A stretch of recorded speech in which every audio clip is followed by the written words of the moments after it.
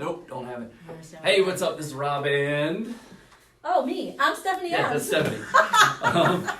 Yeah, so this is our, every other week video that we do? Every 2 weeks? Yeah. You guys want more? You better let us know. Yes, please do. But today, so we talked a couple times about credits, and we're going to talk about it in a roundabout way today because one of the things that we've talked about off camera is...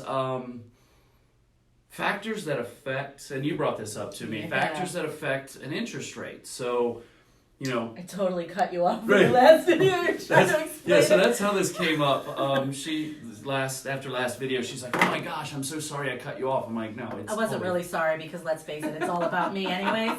No, totally fine. And I didn't even see it as that. But anyway, one of the things I said in the last video was that there are at least 9 or 10 factors that affect an interest rate. Yeah, so I didn't know that. I really thought that you come in with a certain credit score and that determines your interest rate. Now, before we even get into this, I just want to know, is this on just, so the company that you work for is OVM Financial, but there's tons of mortgage companies out there. So what you're going to tell us about is that across the board? Yes. So every mortgage company has the same factors? Absolutely. Okay, because I think that's important. Yeah, it is important because a lot of the videos that we see out there are really specific to that company. We try to be as general as we can, as educational as we can, to make sure that we're putting out good information and relevant information.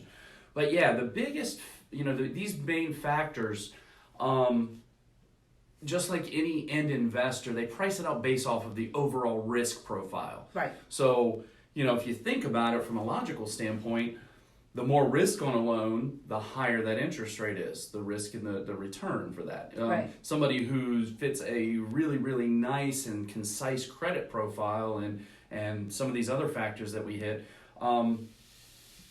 really are less risk, so they get a lower interest rate. Right, because you guys have to remember when we're talking about credit, that's exactly what the credit score was designed for. Absolutely. Was to be able to identify your risk to a lender. Yes. Yes. Okay. And absolutely, so the first one, the very first factor that does affect it, which we've said a couple times, is credit score. I mean, that's the whole model is the whole credit score model. Bad credit sucks. Just saying.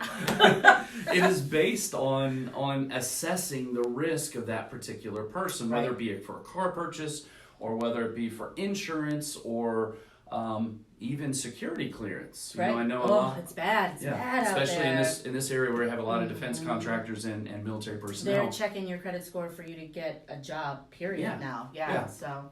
So first and foremost, credit score. The higher the credit score, the lower your interest rate is going to be. It's one of the contributing factors there.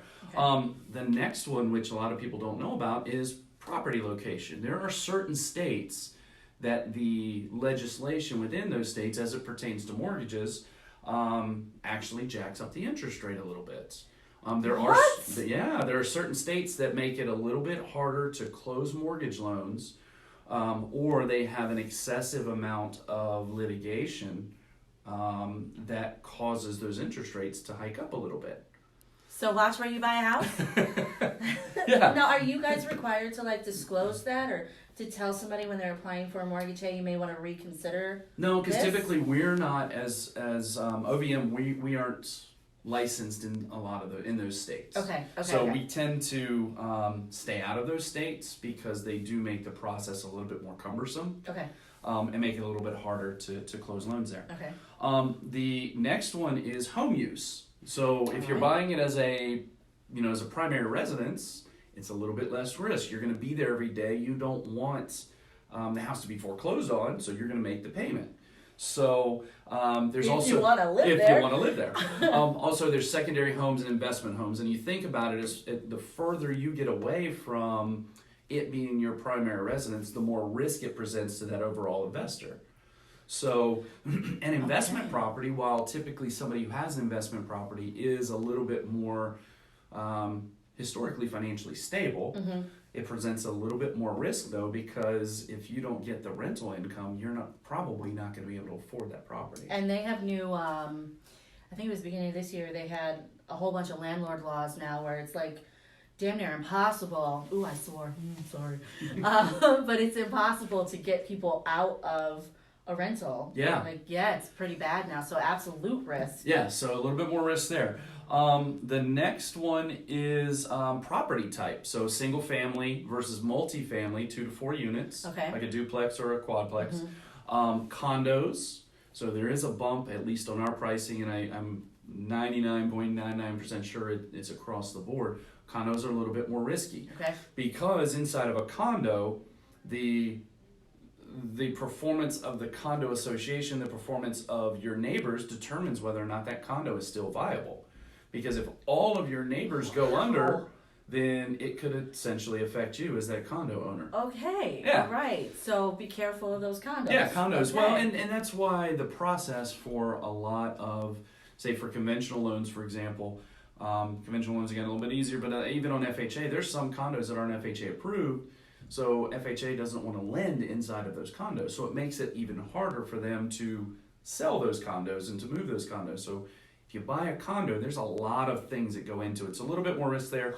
Mobile homes as well. Because they're going to get blown over by tornadoes? They could possibly get blown over by tornadoes. That could happen. There's insurance for that. But Sounds that's okay. really bad. I didn't mean that in any No, and Wizard of Oz way. No. And I do a few mobile homes here and there, and the one thing that amazes me is that that it is on a permanent foundation. That's what most of the lenders require, but who's to say that doesn't pick up and move away at some point? So there is a little bit more risk there. Okay. Down payment amount.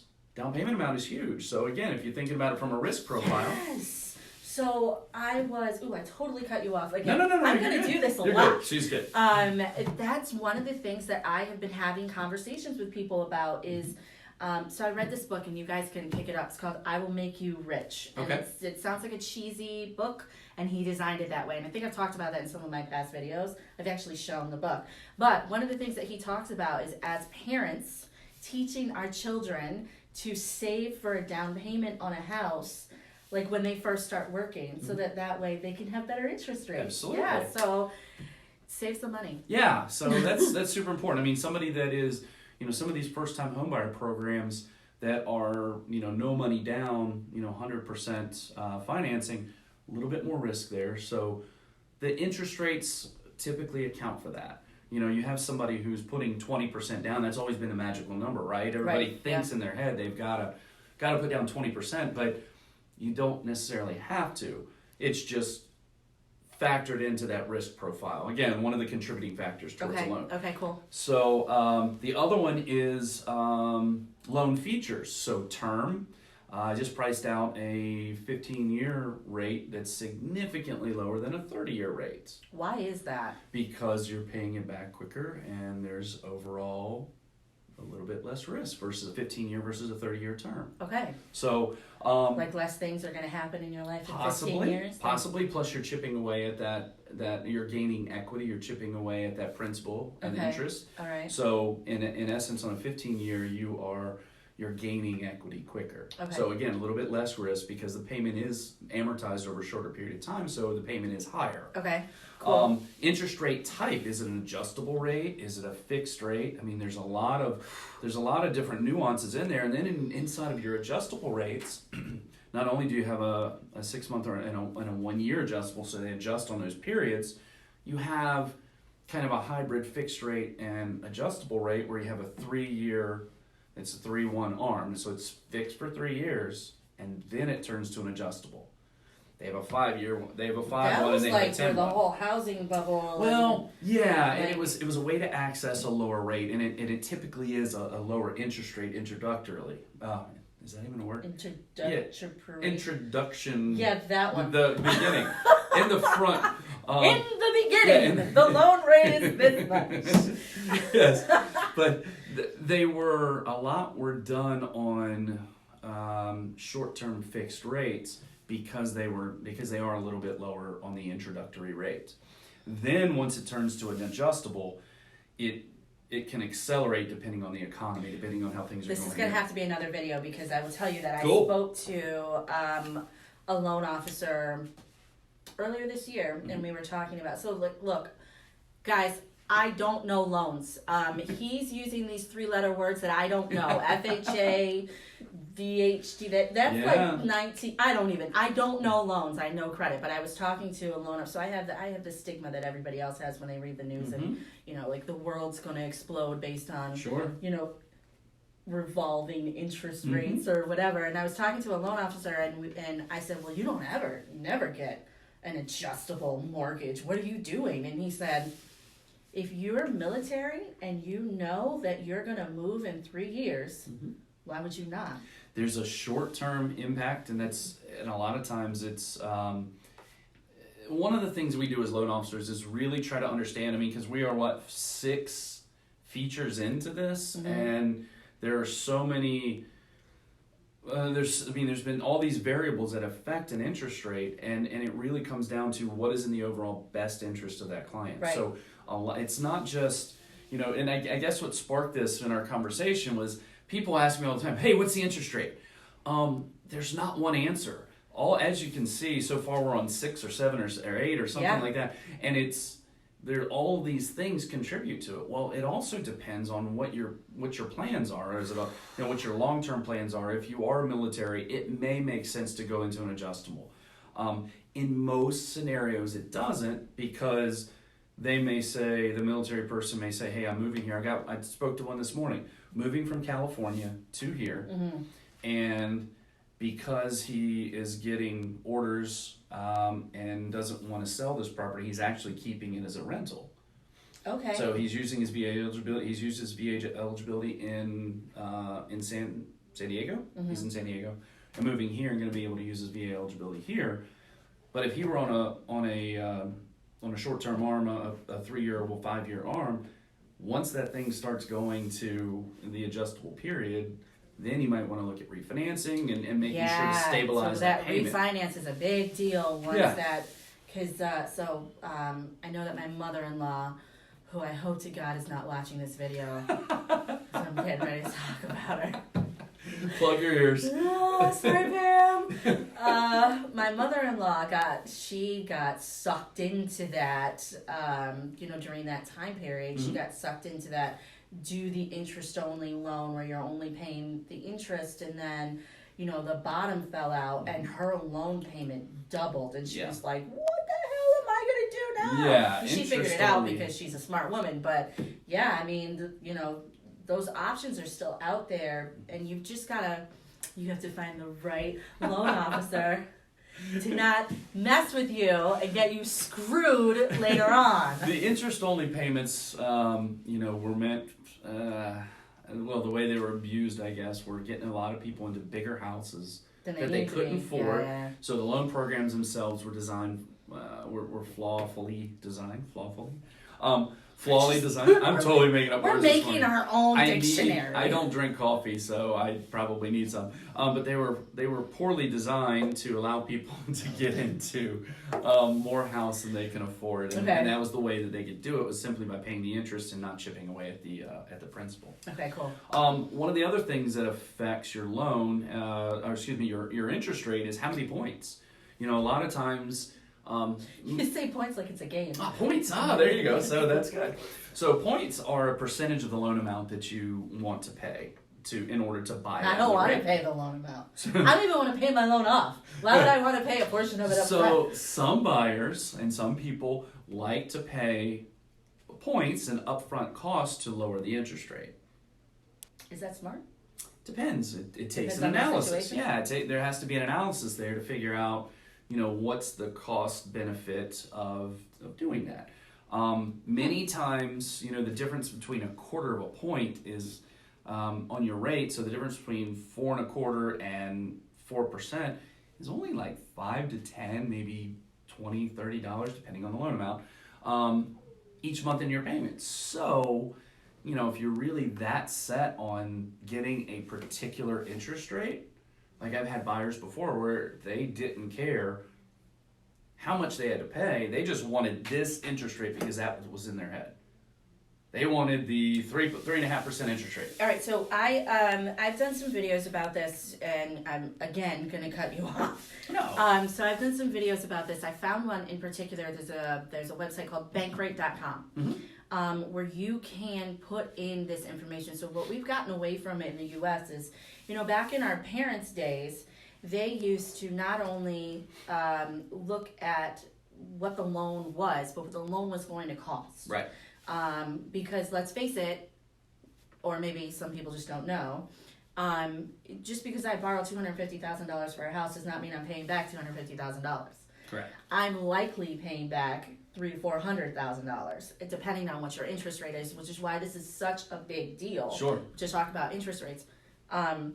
But you can put that information into Bank Rate and see how much you're actually going to have to pay. Mm-hmm. And one of the things that I really think when you talk to a loan officer that you guys need to talk about, or maybe it's at title, because I know when I went to title, I was the girl that we did title with. I love her. Her name's Stephanie, over at True North Title. And we just laughed through the whole thing, and I signed my name, and I was like, I wasn't paying attention to anything. Right. But there's like a list in there, this is what you're going to pay. So if you're going to pay prepaid points, I think you need to consider, okay, how is that going to affect what you're going to pay over the life of the loan? Is this actually worth it? Absolutely. If you got a good loan officer, I mean, you'll tell. But yeah, you explain it to them. You try to get them to understand the impact from the long-term perspective, and also what their goals are. If they know they're only going to be in this house for 10 years, does that $25 a month savings really impact them versus the cash that's out of their pocket, and maybe they need to buy new carpet or redo a bathroom or something like that. So it all kind of fits in together. Really, when you talk about interest rate and somebody says, hey, what's your rate?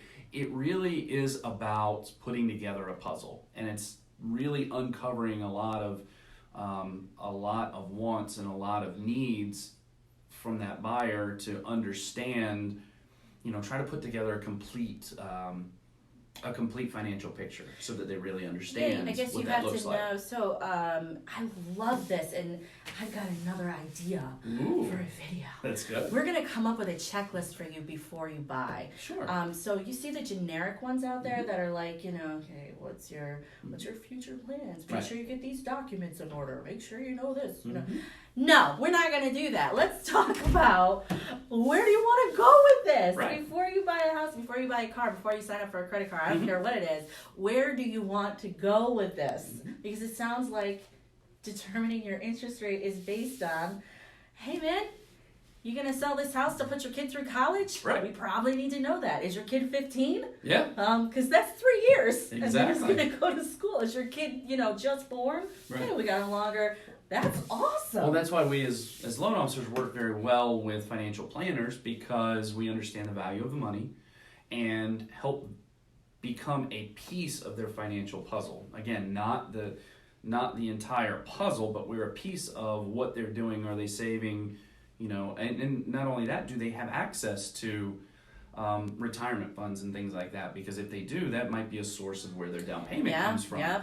And their financial planner, have a really good one, Sean Gillespie, that is a friend of mine from the Naval Academy. See that day? Who works the Naval Academy? who works with a lot of veterans. Well, Sean and I talk about, when he sends somebody to me, we talk about the value of that money and if it makes sense for his client to do that, or to refinance, or to even buy that second home, or buy a new primary residence. So all of that plays into it. Again, so when you ask a loan officer, what's your rate, or what's the rate? A lot of what you see online is usually the best case scenario. It is the ideal borrower, an 800 credit score, putting 20% down with no debt, and buying a normal house in the middle of America. That may not apply to us. That may not apply to your situation. I live with cows. Yeah, and not only that, when you go on different websites, I would encourage, that are quoting rates, I would encourage you to check the fine print, because it's a very, very prominent military-related website or military-related company that provides mortgages that always buy down the rate and charge a point to a point and a half, so that the rate looks even better. So I would encourage you to make sure you read all the fine print. So that's like the loan documentation. I work with a lot of loan officers, and they obviously, this is business. You guys are running your own businesses, and you have to make it draw the borrowers in. But like I saw one this morning, somebody posted they had like a 2.87, something like that. interest rate, but didn't say how the person got that interest rate. Because to me, if I see that, I'm like, 2.87, I'm going to refinance right now. It doesn't, that's So all of these factors go into that interest rate. I'll date myself a little bit in that when I was starting in the mortgage business years ago, it was the interest rates were in the 9, 10, 11, 12%. My first mortgage was 7.25. Yeah, well, I was way ahead of that, way before that. But we sold a lot of adjustable rates to get people into the 8, 9% to keep it under 10%.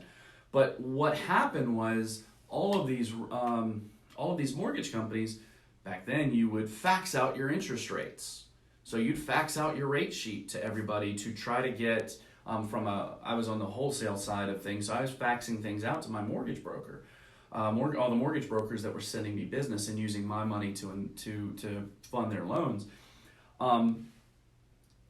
It was always best case scenario, and all of these mortgage companies would, even when they posted the rates in the paper, I was in charge of that back when I was working with for Alan Miles, who's our COO here, and George Temple Sr. We would have to post the rates in the newspaper. It was in an ad section. Well, everybody put the lowest possible rate. Yeah. It's absolutely Marketing, I guess is the nicest way to say it. Marketing versus reality. So there are two more factors I Okay. wanted to cover real quick. One is loan amounts. So if I think there was a lot of people a lot of loan officers, if you're connected with them on Facebook, put out the new conforming interest rates, the new conforming loan limits. I'll do another video on that, on what that matters. What that means. Yeah, so basically, means you can buy more house. means you can buy more house with just 5% down. Once you get into a jumbo loan above the 510 in this market, then you have to look at putting more money down, and it's a little bit more risk, so it's a higher interest rate. Credit score has to be higher. There's a lot of things there, but those loan amounts are important. So if you're below after January 1st, well, 43,450 now, above in January, above or below. If you're below the 510, you're good. Everything's fine. He's talking about hundreds of thousands of dollars, hundreds by the way. of thousands. Not $510. No. 500,000. We don't want to. 510,000. Yeah, that one. number. And the last one, which we decide help decide what those options are based on the loan criteria, but the actual loan programs. VA rates, and federally insured FHA rates. We're going to do a video on this, by the way, so we can identify. We'll clarify all that. What. But typically those are a little bit lower on the front end because they have a mortgage insurance premium that you are charged. Right. So a little bit more insurance built in. But VA doesn't have that. VA does not have that. They have their VA funding fee. Right. The conforming interest rates, meaning if you're not going VA or goodness gracious, VA or FHA. See, you're even doing, loan officers get it's a confused. mouthful. If you're not doing one of those loan programs, typically your conforming rates are a tick higher because FHA, the Federal Housing Administration, is not involved in that loan. Okay. So a little bit more risk there. But there are so many more features we could go through and things that impact your interest rate. What we wanted to talk about today was really that we had talked about this 2 weeks ago and hadn't expounded upon it. Because I cut him off.